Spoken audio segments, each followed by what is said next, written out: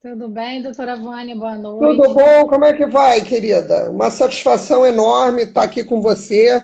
Muita alegria poder participar desse encontro aqui na 12ª subseção da OAB.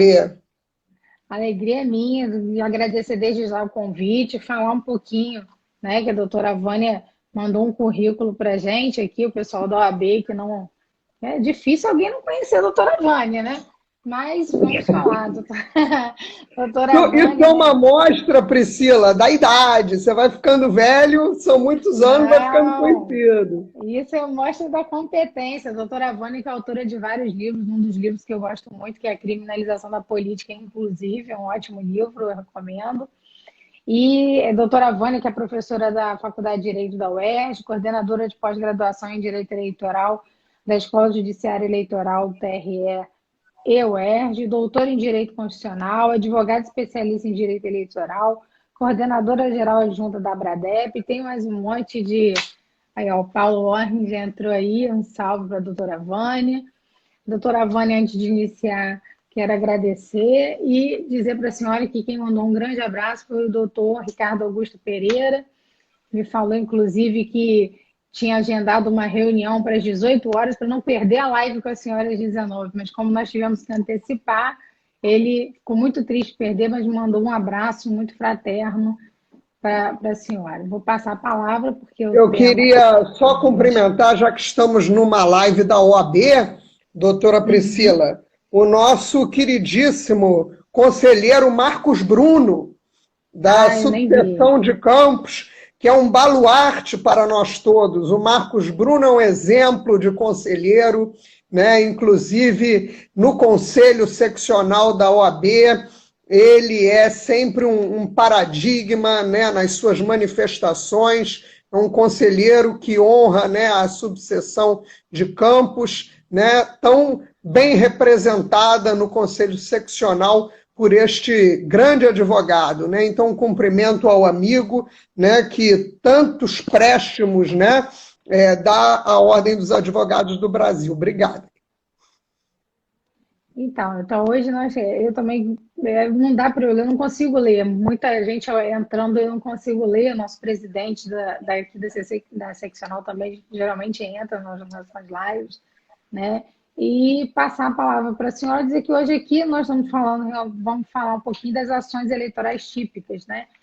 Que nesse momento é um momento que a gente, ó, dá... Ih, tá vendo? Eu não consigo ler, doutora Vânia. Eu até tento ler para agradecer Vamos lá. todos que estão aqui com a gente e passar logo a palavra para a senhora para que possa explanar para a gente essa aula maravilhosa que eu sei que teremos no dia de hoje. Na verdade, vamos fazer aqui um bate-papo, Priscila, porque você é uma advogada de grande experiência na área eleitoral, então, nesse Obrigada. congraçamento de ideias, de opiniões, eu acho que o nosso público, né, vai poder aproveitar mais, né? Sim, Hoje, com a questão da pandemia, né, uma grande insegurança jurídica, digamos assim, se estabeleceu, sobretudo, em torno do registro. Né? Como é que vai ser? Né?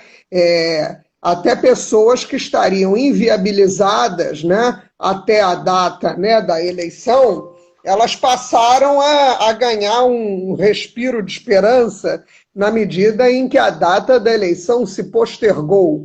Aqui, né, não nos cabe, né, tecer maiores, né, desafios sobre isso, porque são muitos os assuntos que nós temos a comentar. Mas, quer dizer, já tem isso, criou-se também uma dificuldade em relação às desincompatibilizações, às próprias licenças que teriam que ser providenciadas, né? Uma instabilidade muito grande, né? A pandemia e também o âmbito, né, das eleições ocorrerem ou não. Um lobby muito forte para a postergação dos mandatos, que era em desenho a democracia, sobretudo, né, na conjuntura que hoje estamos vivendo, né?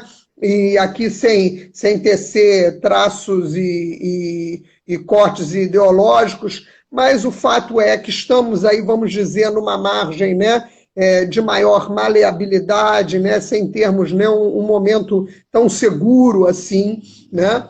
Além disso, a partir do momento em que se estabeleceu, com a emenda constitucional os paradigmas, vamos dizer assim, temporais da eleição, também o isolamento social dificultou bastante a eleição. Até porque a eleição ela tem todo um staff, vamos dizer assim, preparatório, de reuniões, de organização, né, dos candidatos pelos partidos políticos, uma triagem, vamos dizer assim, não só, digamos assim, não só da qualificação política, né, dos candidatos, mas até moral, e aqui sem fazer qualquer tessitura moral ligada à lei de ficha limpa, não é só isso, ela tem aí uma serventia, mas o que falo não é sobretudo sobre isso, mas pela questão que os partidos hoje precisam saber quem serão seus candidatos. Se essas pessoas têm, de fato, vamos dizer assim, um vínculo ideológico assegurado para não criarem depois, né, situações problemáticas, né, de divórcio entre a vontade do eleito e a vontade do partido e dos eleitores. Além do mais, tem toda uma preocupação na formação das mulheres, com a cota hoje dos 30%, e pode até ser mais, né? Na verdade, você tem que ter a cota sexual obedecido o mínimo de 30% para qualquer sexo, mas você precisa, né, no caso das mulheres, até por um histórico, vamos dizer assim, né, de tempo em que as mulheres não tiveram tanta oportunidade, até de impulsionamento, né, de ações de fomento das agremiações partidárias, para que essas mulheres tenham a oportunidade de ter alguma visibilidade. Além disso, todo o instrumental, né, de documentos, que não é fácil, né, inclusive alguns serem obtidos, né, nesse momento do isolamento social. Reuniões no partido que não puderam ser feitas, os partidos mais diligentes fizeram muitas reuniões virtuais, mas a gente sabe que nem todo mundo tem destreza, né, com tecnologia, pessoas mais idosas às vezes precisam ser auxiliadas, né, ou gente que também não tenha muita familiaridade, né, com aparatos tecnológicos, mas o fato é que de uma forma ou de outra, se a pessoa em si ou uma assessoria, o candidato hoje, doutora Priscila, ele não vai poder simplesmente rechaçar a questão tecnológica, pois, salvo contrário, ele vai sucumbir no processo. Já era assim, né, por toda a questão do registro, prestação de contas, e agora a própria condução das eleições por força da pandemia que nos assolou, né, do problema sanitário. Então, a parte de registro, né, para começar da primeira ação, ela impõe uma responsabilidade muito grande das agremiações, das campanhas, e também as campanhas saberem que o advogado não pode ser, e aqui eu vou falar do advogado, porque estamos na casa do advogado, né, doutora? Né? O advogado ele não pode ser contratado na última hora, na boca do gol, porque ele precisa ter tempo para organizar o trabalho. Ele precisa ter tempo para organizar uma estratégia até personalizada. Mesmo em se tratando, né, de blocos proporcionais, o candidato que é contratado, ele precisa ter o tempo necessário para o exame de uma situação individualizada de cada candidato a vereador, de cada candidato a vereadora. Nós estamos falando de profissionais diligentes, de profissionais responsáveis, que vão precisar analisar documentos, que vão precisar analisar as situações de peculiaridade, né, de cada candidato, ou majoritário ou proporcional, que estiver sob sua assistência. As convenções virtuais me parece, né, uma realidade que com o tempo, né, com pandemia ou não, acabaria por acontecer. Eu acho que elas facilitam, elas barateiam o processo. Imagina numa convenção regional né? Tantos e tantos municípios que acabam não sendo representados, porque a convenção sempre é na capital. Como eu estou falando com o município de Campos, né, e há um distanciamento da capital do estado, vocês sabem muito bem essa realidade, né? Tem que organizar ônibus, né? Tem todo um esforço sobrenatural das pessoas que moram no interior, que a militância desses partidos na capital não precisa, não é ter. Porque, de fato, é uma situação muito diferenciada, né, injusta. Eu acho que, de certa forma, a possibilidade da virtualização dessas convenções, por mais que as pessoas, num primeiro momento, tenham um certo dissabor, um certo desconforto, que é o desconforto com tudo que é novo, com tudo que, né, que nos tira da rotina, né, com tudo que nos tira daquele jeito de fazer habitual que nós estamos, né, sempre acostumados, tudo que nos tira do conforto, né?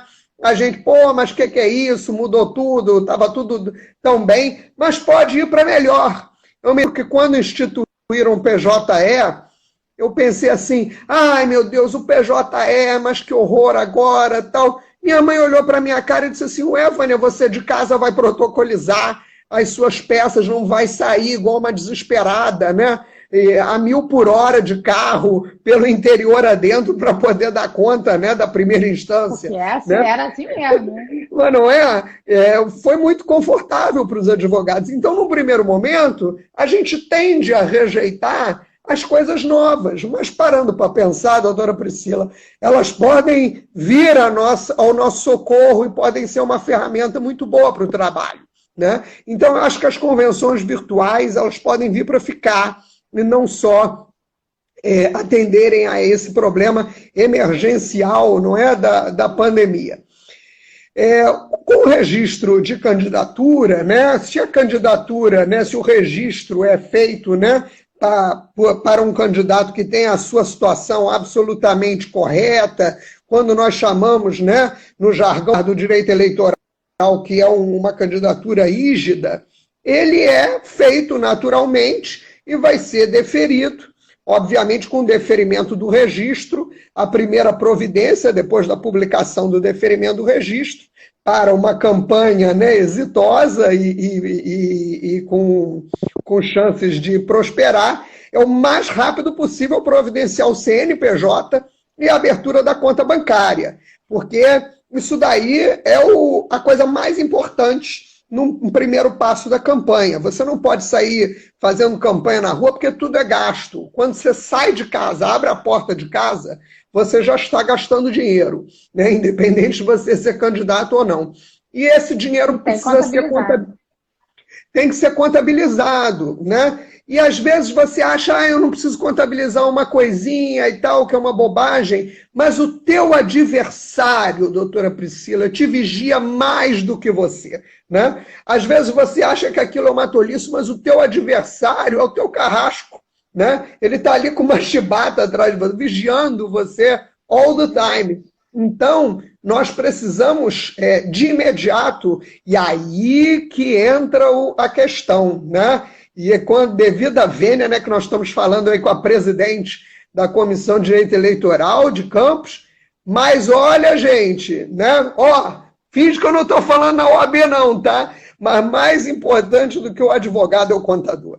Nós precisamos, numa campanha eleitoral hoje, ter contadores diligentes. E não o contador comum, mas o contador verdadeiramente com expertise em campanhas eleitorais. E um contador que consiga trabalhar coletivamente. Não adianta o contador trabalhar lá para o canto dele e o advogado para o outro. Nós precisamos ter um casamento indissociável entre a contabilidade e a advocacia. Um casamento indissociável, inclusive de confiabilidade, entre o contador e o advogado. Se não for assim, gente, a campanha não prospera.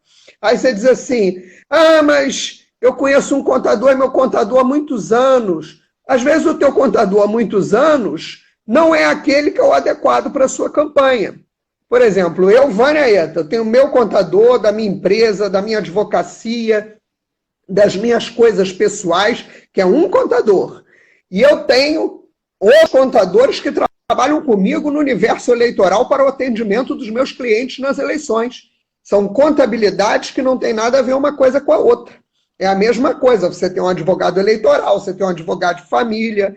Olha, doutora Priscila, o pessoal esquece que eu sou do eleitoral, porque é o dia inteiro o nego me ligando, né, para ação de direito de família. E, obviamente, eu vou passar para os colegas, né?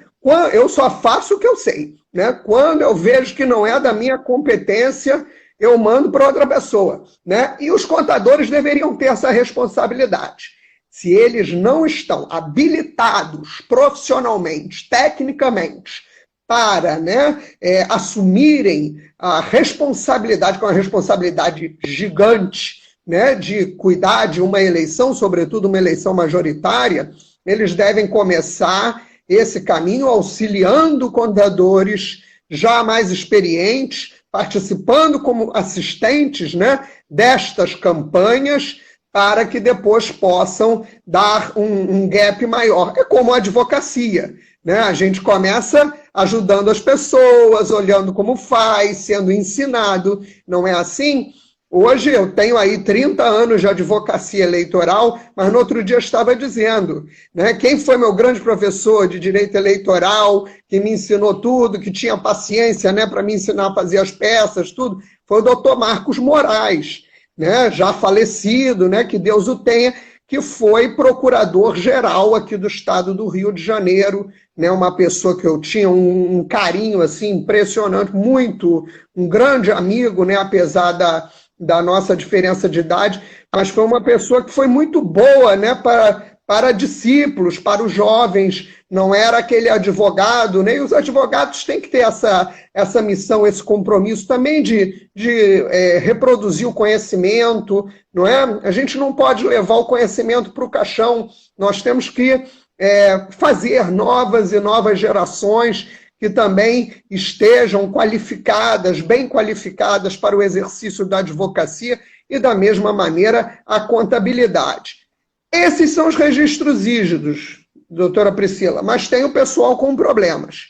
Quando você tem um registro que oferta, né, alguma situação, não é, que gere algum problema, que possa ser, obviamente, a incidência ou de um problema na condição de elegibilidade, né, nos moldes da Constituição, ou nas condições de registrabilidade no âmbito, né, da lei das eleições, notadamente o artigo 11, este processo, outrora um processo administrativo, ele se convola naturalmente num processo judicial. E aquele processo administrativo, ele passa, então, né, de imediato a um processo judicial que nós, então, temos a ação de impugnação de registro de candidatura, que pode se dar exatamente pela incidência, né, de lesão nas condições de elegibilidade, como também nas condições de registrabilidade. Lembrando que a Lei Complementar 135, né, ela ampliou as hipóteses, né, permissivas, né, desta ação no que tange às lesões de natureza constitucional. Mas vamos lá.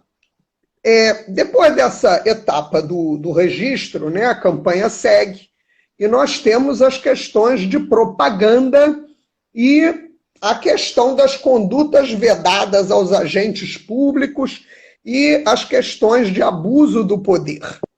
Nas questões de propaganda, aqui o tempo é curto, mas só para termos um norte, apesar de haver um ranço muito forte, sobretudo, né, na administração cartorária, pelo enfoque punitivista, o paradigma primeiro é o da liberdade de expressão.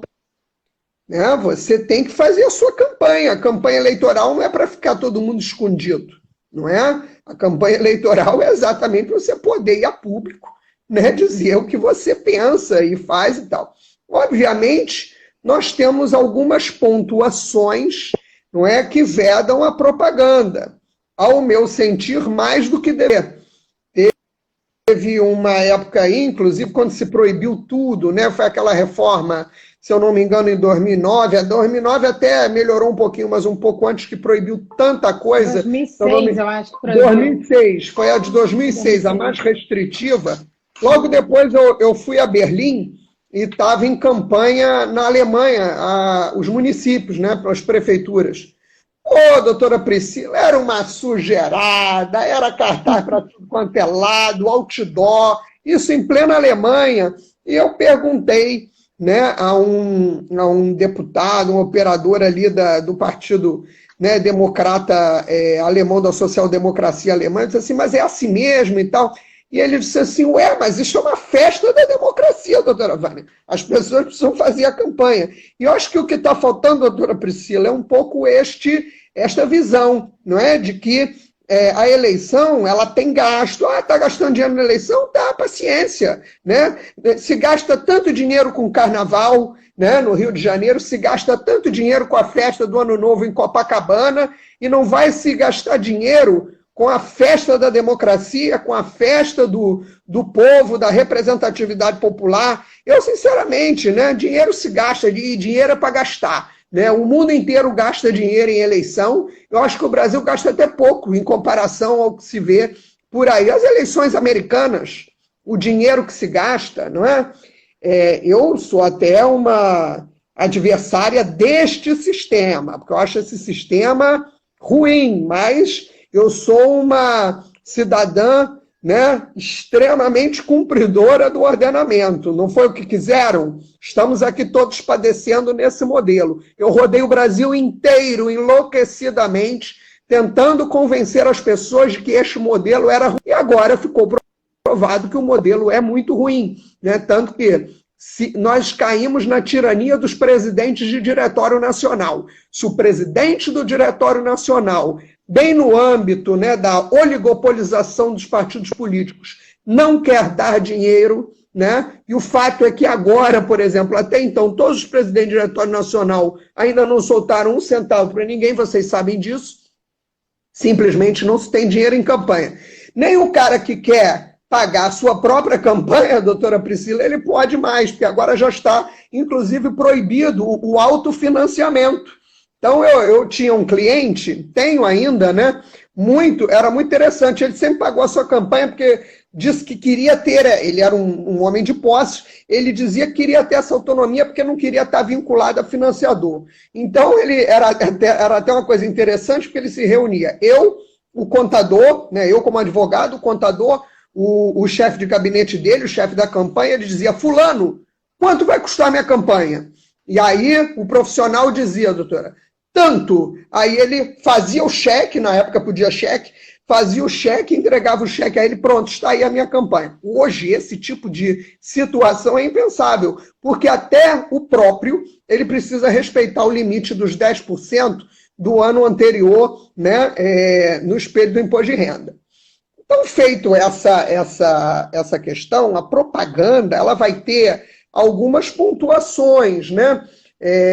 Você não pode ter propaganda, né, em locais que são considerados bens, né, de uso comum, aquelas coisas que todos sabemos. Academia, né? Você vai na academia fazer ginásio, está propaganda, né?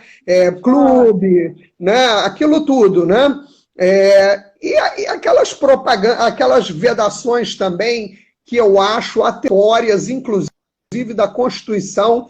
Se eu quiser botar um bandeirão na minha casa, né, na janela da minha casa, que ultrapasse aquela metragem, né, estabelecida pela resolução, aquilo dali não pode.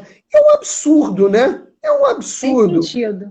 Não tem sentido. Na janela da tua casa, eu em tempos passados, né, nos meus tempos mais dedicados à militância política, a minha casa é muito larga, assim, né? Ela é uma casa que ela não é profunda, ela é larga. Então eu botava uma faixa de uma janela a outra, né? Como já morreu, né? E eu nunca escondi, não vou me furtar a dizer de quem era, do Brizola, botava uma faixa do Brizola de um lado a outro da janela, né? E eu ficava muito feliz com isso. Eu já não poderia hoje fazer esse tipo de coisa, porque isso hoje é vedado. E, além do mais, um assunto que é de cardeal importância, que são as condutas vedadas aos agentes públicos, que são os artigos 73 e seguintes, exatamente quando temos situações ligadas ao uso da máquina. Essas situações, sobretudo, nós temos que ter a atenção, são com as propagandas institucionais, né? Geralmente, no caso das municipalidades, né, quando não se tem uma assessoria devida, e aí você tem que ter tanto a assessoria, né, do advogado, né, de cada candidato, como também das próprias procuradorias, podendo estabelecer limites aos seus prefeitos. Né, de dizer, olha, isto não pode estar no site da prefeitura, não é? Isso daqui, por exemplo, é um problema que vai gerar uma lesão ao princípio da impessoalidade, né? O site da prefeitura não pode ficar fazendo propaganda, né, de um prefeito que está candidato à reeleição sem parar, não é? Isto não é desejável, né? Inauguração de obras, você tem aquelas vedações, este prazo das vedações, com a pandemia e o novo calendário eleitoral, ele foi postergado, né? Ele foi posto, né, mais à frente, ganhou um respiro aí para o pessoal poder se organizar melhor, né, e fazer o que tem que ser feito, organizar as obrigações administrativas antes de se preparar para as vedações que são estabelecidas em lei. Agora, o abuso, ele é combatido. E aí vamos aos casos de abuso, doutora Priscila.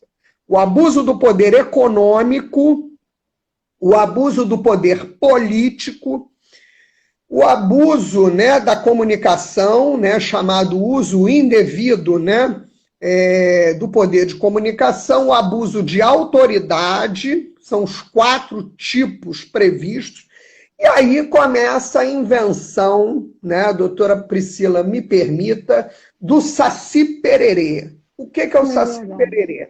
Isso aí é assanhamento de advogado eleitoral, né? Que, na verdade, não pensa que pau que dá em Chico também dá em Francisco. Às vezes, quem planta o mal vai receber aquilo no futuro. Abuso do poder religioso, para mim, é uma figura que simplesmente não existe. Isto não existe, isso é uma ficção. Não é? O que pode existir é uma lesão de propaganda, quando a propaganda é feita na igreja, né? Se a igreja está sendo usada, não é? Para fazimento de propaganda, isto não pode ser feito, é uma lesão na propaganda que vai ter uma ação própria de propaganda para isso. Se tiver envolvimento de recursos, pode-se ter a incidência de uma ação de investigação por abuso do poder econômico, não político, poder econômico, porque líder religioso é outra coisa, uma questão de fé. Abuso do poder econômico e também na própria prestação de contas, se vê que há uma fraude, porque as igrejas são vedadas de fazer contribuições, mas às vezes pode ter operações triangulares criminosas, né, em que o dinheiro sai da igreja, vai, né, sendo, vamos dizer assim, pulverizado pelos fiéis, e aí os fiéis fazem as contribuições de campanha, que vai ser um problema também próprio de prestação de contas ou de uma possível incidência do artigo 30A, né, que é nos moldes da investigação judicial, né, também pelo que a investigação judicial eleitoral, neste desenho, ela pode ser por abuso do poder econômico, por abuso do poder político, por abuso da autoridade, né, do uso dos meios de comunicação, e essas figuras do 30A, que é a questão, né, da arrecadação e dos gastos, e também o 41A, que já teve o seu momento, já esteve mais na moda, e agora, né, já está caindo, vamos dizer assim, né, no esquecimento. Então, o 41A passou a ser um negócio, né, o oferecimento, né, de um bem e tal. As coisas hoje são muito mais sutis, né? Sobretudo depois da pujança das redes sociais, do que aquele negócio da camisa e tal. Embora nós saibamos que na área popular, né, e na área periférica, o artigo 41A, se for monitorado, o que não falta é caso. Né? Teve uma eleição passada, né, que distribuindo pescado em comunidade carente, na Baixada, essas coisas nós vamos ter em qualquer eleição. Material de construção é uma festa, né? É uma festa. Material de construção, porque o pessoal bota camisa de futebol. Material de construção e comida. Comida. Imagine agora, nesse período, né, nesse período, né, de, enfim, né, de revés social, a questão da comida. Eu vi um vídeo aqui do Norte Fluminense, não vou dizer por delicadeza o município, que o cara dizia, eu dei mais de 1 tonelada de comida para o povo. E isso, o que é isso? É uma aberração. O cara que faz ação social, e eu faço, já dei muito dinheiro nessa campanha, ele não fala. Ele não diz, eu dei tanto para... Porque quem está de boa intenção, de bom coração, não fica falando quanto deu, nem a quem deu. Se o cara fala reiteradamente, dei 1 tonelada de comida, dei tanto de dinheiro para a comunidade tal, ele está querendo que as pessoas deem alguma retribuição para aquela benevolência, né, que ele teve, senão não estaria ali falando, né, com tanta reincidência que deu 1 tonelada de comida. Então, o candidato que faz isso, ele tem que tomar cuidado, porque o problema é o seguinte, o adversário, aquilo que eu digo, o adversário está ali, ó. Adversário, ó. Está guardando tudo, né, doutora Vânia? Está guardando tudo. O adversário o mal é o adversário, né? O problema são os outros, como diz o brasileiro. Então, nós temos essas figuras, né? O abuso do poder econômico não significa gastar muito dinheiro, significa gastar fora dos limites estabelecidos e sem estar com a escrituração desses gastos e arrecadações feitas da forma correta. O abuso do poder político, como diz o nome, é exatamente para o agente político, é um prefeito, é um vereador, é uma pessoa detentora de mandato político.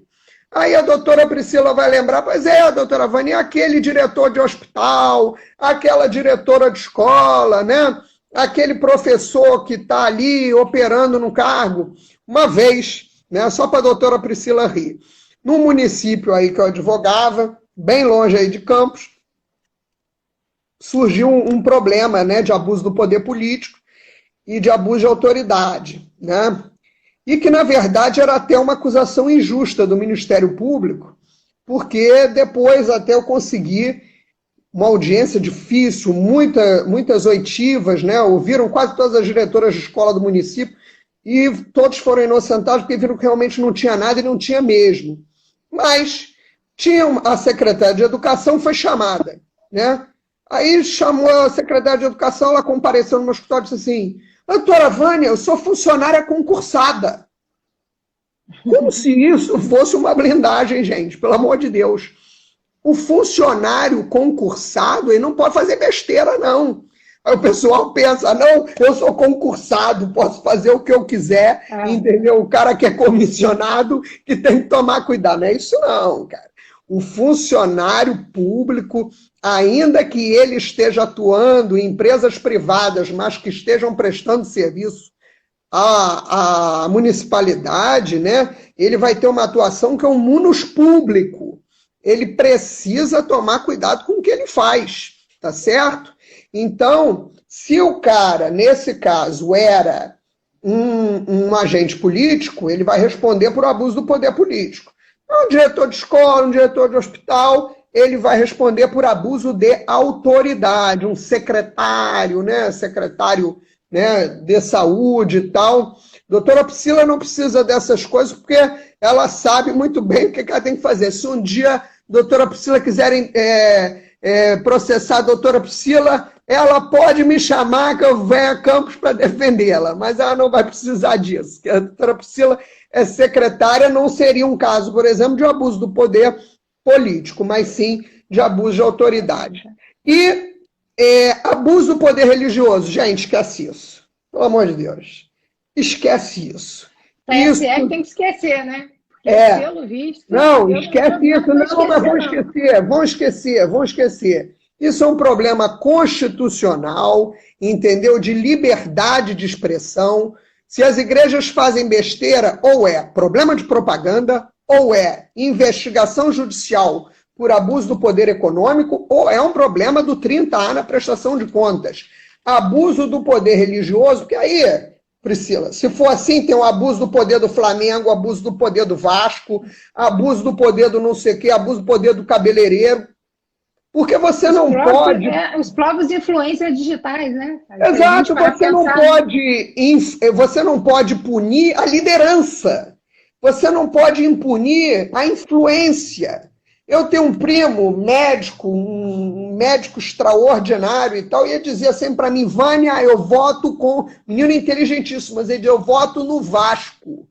Na época que o doutor Eurico era vivo, ele dizia, eu voto no Eurico, eu voto no Roberto Dinamite, o cara votava no Vasco, tá entendendo? E não adiantava. Se o pai dele fosse candidato, ele não ia votar no pai, ele ia votar no Vasco. Então, você não pode punir isso, é a vontade genuína das pessoas, né? A pessoa tem uma liderança, tem um líder, ele quer votar naquela liderança. Pode ser uma liderança feminista, pode ser a liderança do futebol, o cara quer votar no atleta. Eu, uma certa vez, na eleição de 2002, dando aula à noite na PUC, foi quando a mãe loura do funk foi eleita vereadora. A aluna chegou para mim e disse assim, professora Vânia, a senhora vê que absurdo, né? Mais de 100 mil votos as pessoas deram para essa moça aí, funkeira. Eu olhei para a cara dela e disse assim, mas isso é a representação, minha filha.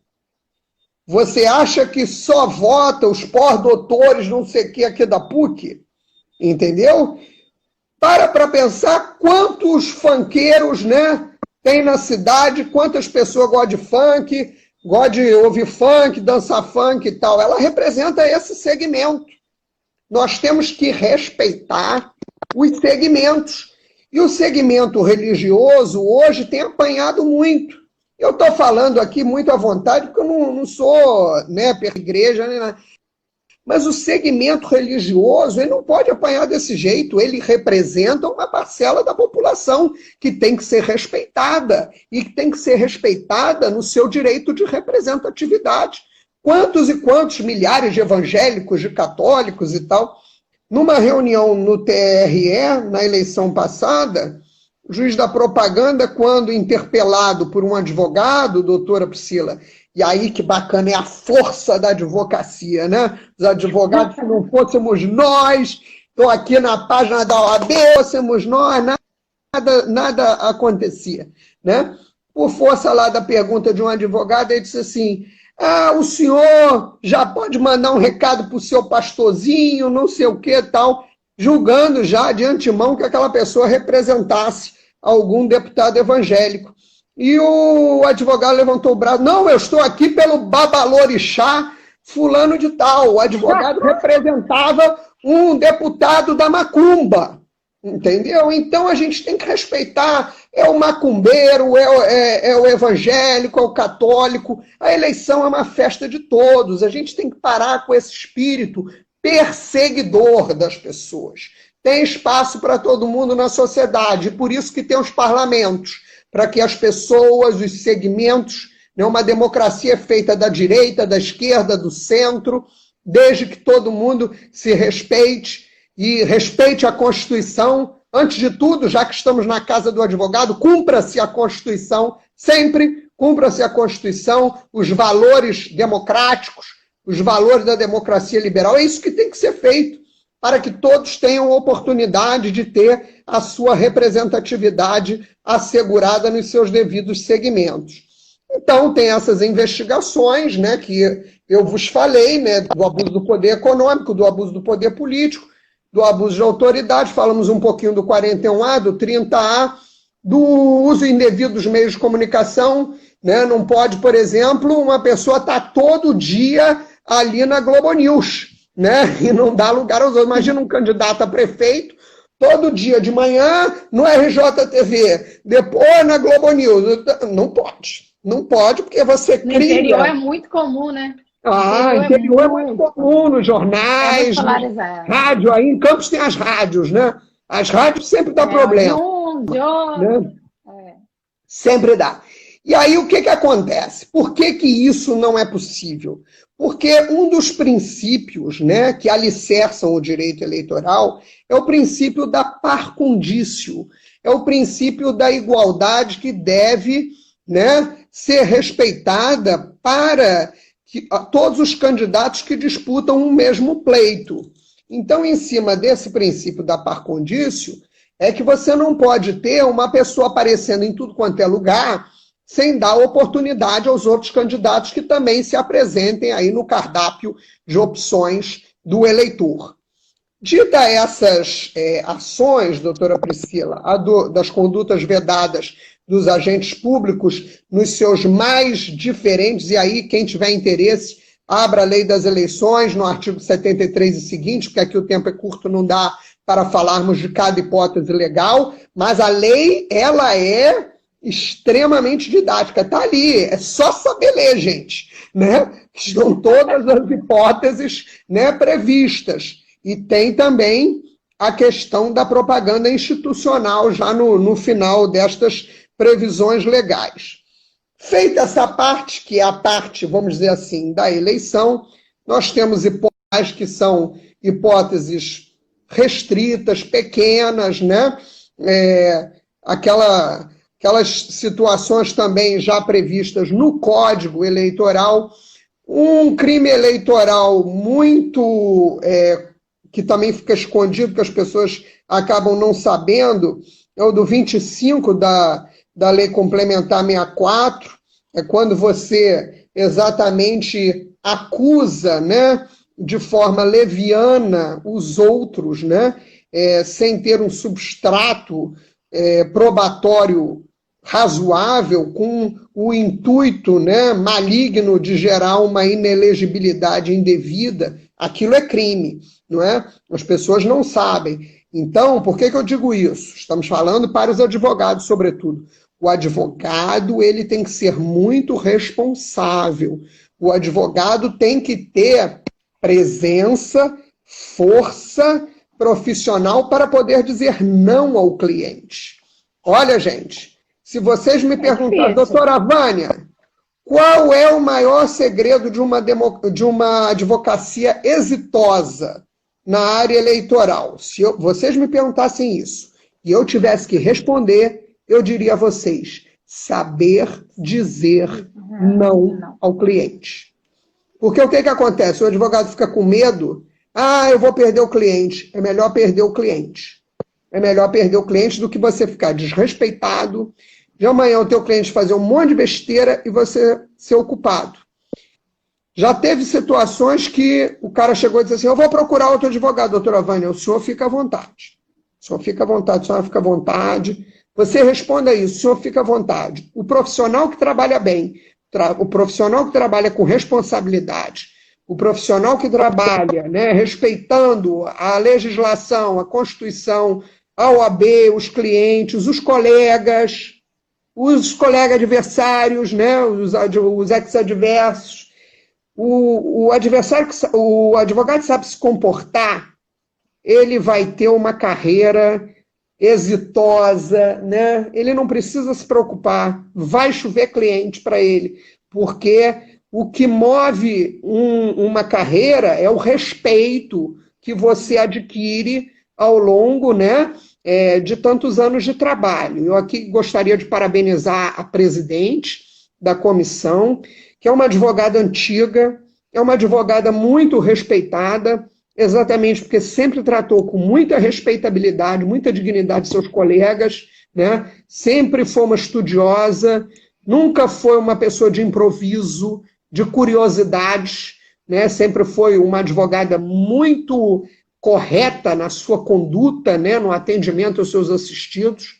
E é assim que deve ser, um advogado que queira, né, para qualquer carreira, não só eleitoral, qualquer uma, né? E nós, como conselheiros da OAB, nós temos o dever, não é, de sempre estabelecer vetores de integridade, vetores de ética na advocacia. Nada me entristece mais do que ouvir aquelas piadinhas de advogado corrupto, de advogado isso, de advogado aquilo, porque sei, né, com tantos anos de profissão, tantos anos conselheira da OAB, o quanto é, e militando na advocacia, né, e eu não sou advogada sentada em escritório. Priscila sabe que durante muitos anos, inclusive quando teve peticionamento eletrônico, eu botava meus filhos no meu carrinho ali, cadeirinha, que eu tive filhos gêmeos, e eu, olha, corri muito o interior do estado do Rio de Janeiro, cumprindo prazo com meus filhos, parando, né, no acostamento de estrada para dar comida para minhas crianças com 1 ano, 2, para eu poder trabalhar, porque a gente tinha que fazer a eleição e eu tinha bebês. Eu nunca deixei de trabalhar no front, né? Não sou advogada de salto alto, trabalhando no front. Então, esses anos, né, todos, e eu sei que a doutora Priscila é dessas também, como eu. Então, é isso que gera a respeitabilidade pública, né, de um profissional. É a dedicação, é a seriedade que ele tem com seus clientes. Continuando a questão das ações, nós temos a ação de impugnação do mandato eletivo, que essa tem previsão constitucional e um prazo diferente, né, de todas as outras. Geralmente os recursos é tudo de 3 dias e tal, salvo os prazos de direito de resposta, mas a ação de impugnação, né, tem 15 dias de prazo, é o maior prazo aí do direito eleitoral depois da rescisória, né, eleitoral. A ação de impugnação do mandato eletivo, ela tem hipóteses ensejadoras precisas, né, que é o abuso do poder, a corrupção e a fraude. Mas lembrem-se que estas hipóteses são termos de tessitura aberta. São termos, né, de compreensão de textura aberta. O que é fraude? O que é abuso do poder, né? Então, geralmente as pessoas botam qualquer negócio nisso aí. E aí que entra o talento do advogado. Entendeu? É aí que vai se medir, se ter a mesura correta da expertise do advogado. Porque eles botam qualquer coisa como abuso do poder, né? Os legitimados ativos, botam qualquer coisa como fraude, e você, na verdade, vai ter que fazer o quê? Uma dosimetria, né, correta, né, uma metrificação destas hipóteses ensejadoras, para não termos aberrações, não é? Propostas. E o advogado tem que ser firme já na primeira defesa nessas ações. Salvo se for pegar fim de linha, aliás, no direito eleitoral, tomem muito cuidado com assumir processo em fim de festa.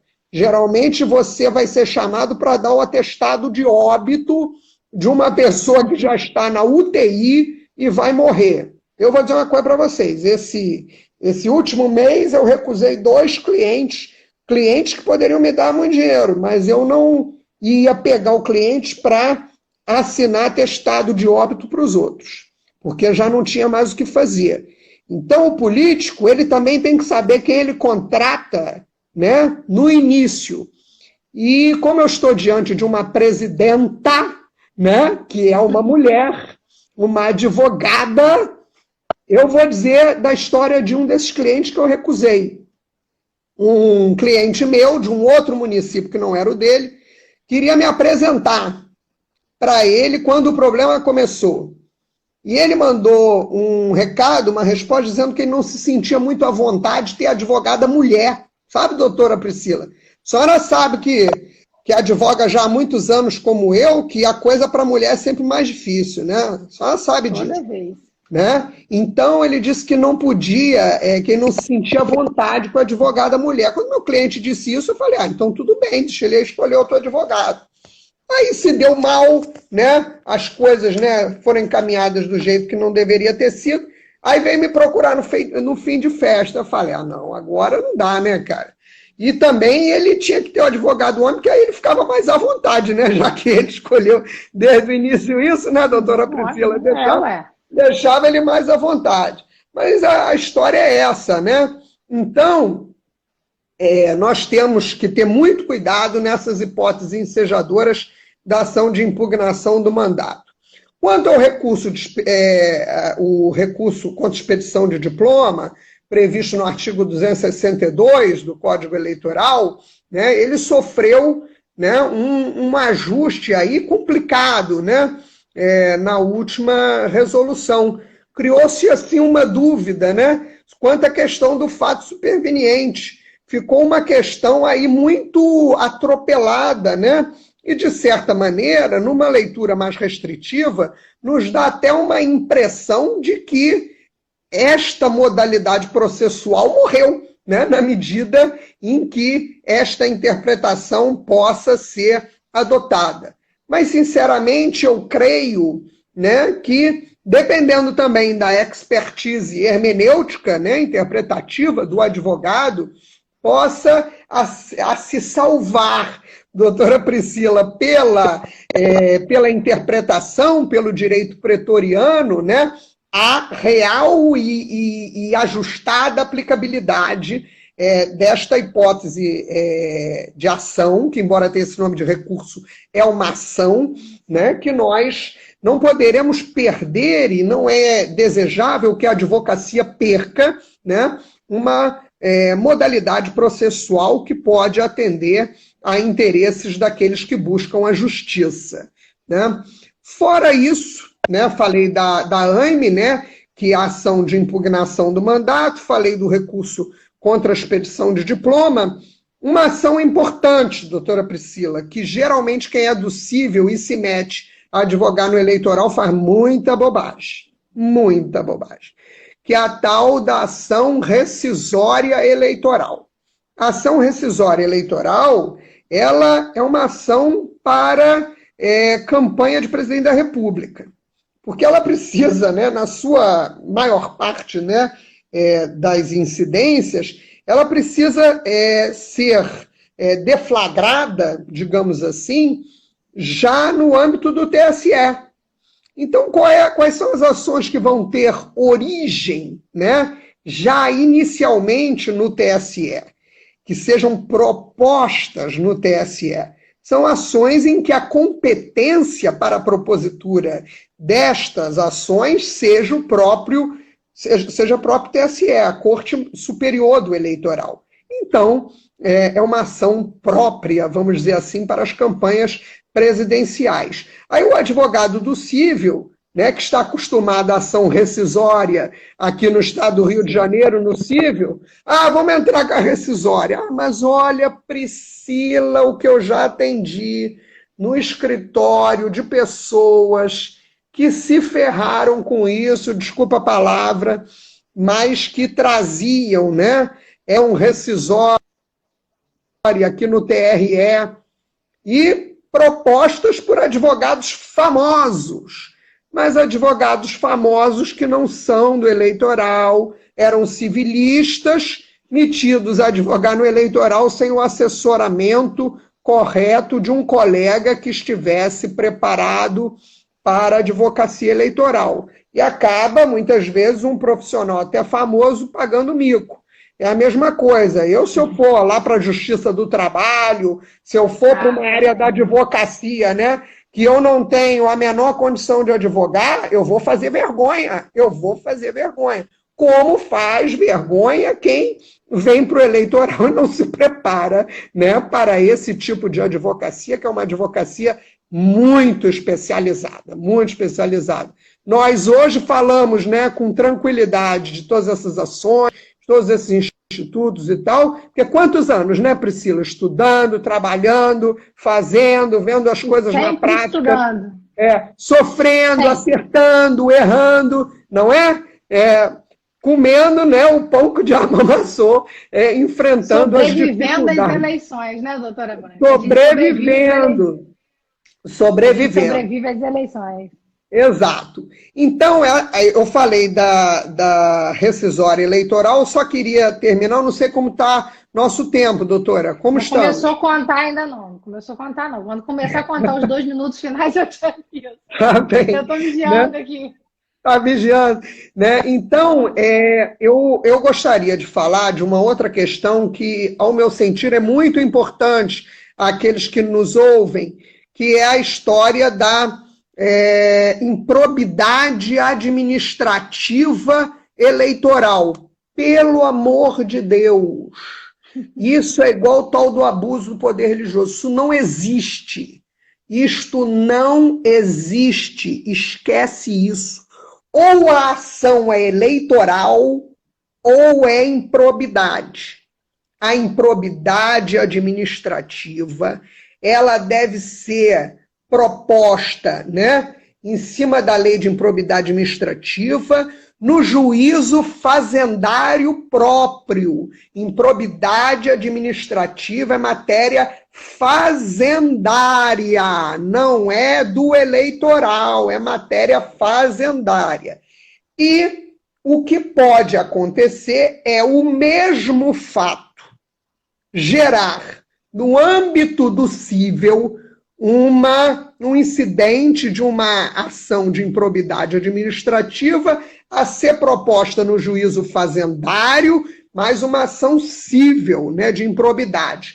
E aquele mesmo fato gerar uma conduta vedada ao agente público, né, previsto na Lei das Eleições, que é a Lei 9504 de 97, nos seus artigos 73 e seguintes, ou, quiçá, um abuso de poder político.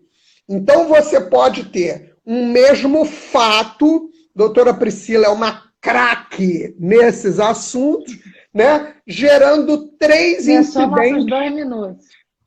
processuais diferentes. O primeiro, né, esta ação civil, que não tem nada a ver conosco, não é da nossa praia, que é uma ação civil que vai ser ajuizada no juízo fazendário próprio, baseado na lei de improbidade. Uma segunda ação, que é uma ação de conduta vedada ao agente público, baseada no artigo 73 e seguintes da Lei 9504 de 97, ou uma ação de abuso do poder político. Temos aí o procedimento da Lei Complementar 64/90, no artigo 22. E os direitos de resposta, aproveitar os últimos minutos. O final, né, da lei de imprensa, hoje, tirando, né, os ajustes de propaganda que são feitos nas resoluções, nós só temos a Constituição para nos alicerçar normativamente. O artigo 5º da Constituição, inciso 5, tem a previsão do direito de resposta. É norma de direito fundamental, é uma norma, inclusive, que não pode, o direito de resposta não pode ser negado a ninguém. Ele está previsto, inclusive, na legislação internacional, né?